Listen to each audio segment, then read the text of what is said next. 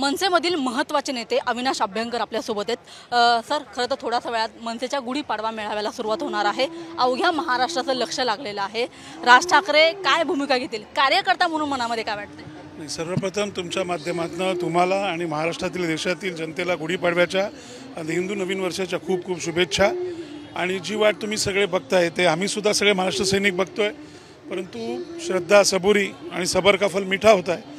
त्यामुळे आम्ही वाट बघतोय की राजसाहेब ठाकरेंच्या मुखातनं काय राजविचार, काय राजदिशा निघेल याची आम्ही सर्व महाराष्ट्र सैनिक वाट बघतोय। पण ते जे बोलतील ते नक्की या देशाला नवीन दिशा देणार असेल। खरं तर राज ठाकरे यांनी याच्यापूर्वी सुद्धा अनेकदा कार्यकर्त्यांना हे सांगितलं की मी तुम्हाला सत्तेमध्ये नेणार। आता लोकसभा निवडणुका अगदी तोंडावरती आलेल्या आहेत। अनेक पक्षांचे उमेदवार जाहीर झालेले आहेत। मध्यंतरी चर्चाही झाली की मनसेला सुद्धा जागा मिळणार आहे। अशा वेळी मनामध्ये काय येते? नाही, मला वाटतं राजसाहेबांनी पुण्याच्या भाषणामध्ये सांगितलं होतं, हे सगळं तुम्ही ऐकलं असेल तेव्हा, की पेशन्स, संयम आणि आमची सर्वांची राजसाहेबांवर प्रचंड निष्ठा आहे। त्यामुळे आम्हाला नक्की खात्री आहे की जेव्हा ते म्हणतात आम्ही तुम्हाला सत्य दिशेने घेऊन जाऊ, तेव्हा काही आत्ता उद्या परवा हा मी महाराष्ट्राने विचार करत नाही। ते जेव्हा सांगतील तेव्हा मी सत्तेत जाऊन बसू शकतो याची आम्हाला सगळ्यांना खात्री आहे।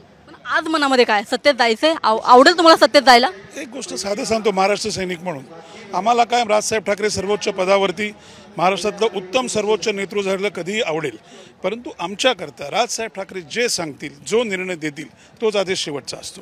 उपमुख्यमंत्री देवेंद्र फडणवीस यांनी सुद्धा आवाहन केलेलं आहे की मनसेने महायुतीसोबत यावं। अशा परिस्थितीमध्ये जेव्हा राज ठाकरे यांनी अनेकदा याच्यापूर्वी सध्याच्या राज्यामध्ये ज्या काही घडामोडी घडल्या, पक्ष फुटले, अनेक नेत्यांनी पक्षांतर केलं, याच्यावरती टीकासुद्धा केलेली आहे। अशावेळी राज ठाकरेंचे जुने व्हिडिओ आता पुन्हा एकदा व्हायरल होत आहेत सोशल मीडियावरती, तर यांना तुम्ही आता कशा पद्धतीने उत्तर? नाही, कसं आहे, तुम्ही ती जाहिरात बघितली असेल, जर काय ते मळमळतोय मी, जळजळतोय मी, आणि जे टीका करतायत आमच्यावरती त्यांच्या पक्षांची अवस्था आता काय आहे की एका पक्षावरून ते एका गटावरती आलेले आहेत।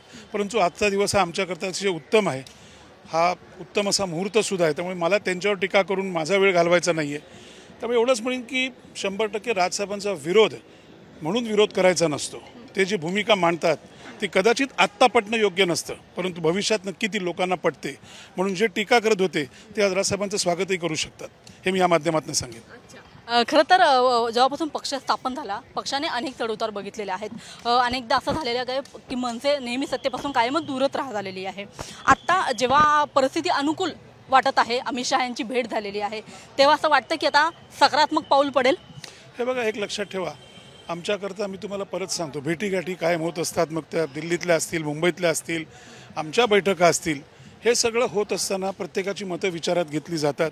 शेवटचा आदेश, शेवटचा निर्णय हा राजसाहेब ठाकरेच देतात आणि आम्ही महाराष्ट्र सैनिक त्याच्यावरती पूर्ण काम करतो, पूर्ण मेहनत करतो आणि त्यांनी घेतलेला निर्णय हा उत्तमरित्या कसा संपूर्णपणे पूर्ण करता येईल ह्याची काळजी घेतो। खरं तर मागच्या 2 निवडणुकांमध्ये लोकसभेच्या मनसे नेहमी सत्तेच्या बाहेरच राहिलेली आहे, निवडणुकांच्या बाहेर राहिलेली आहे, म्हणजे उमेदवार आपले दिलेले नाही आहेत। मग यावेळी जर राज ठाकरेंनी निर्णय घेतला की आपल्याला फक्त समर्थन द्यायचं आहे, तर मग इतर मित्रपक्षांसाठी तुम्ही प्रचार करणार? काय झालं, तुम्ही आजच्या भाषणाचा आधीच खूप अभ्यास केलेला आहे मला वाटतं, परंतु थोडा वेळ थांबा, धीर धरा।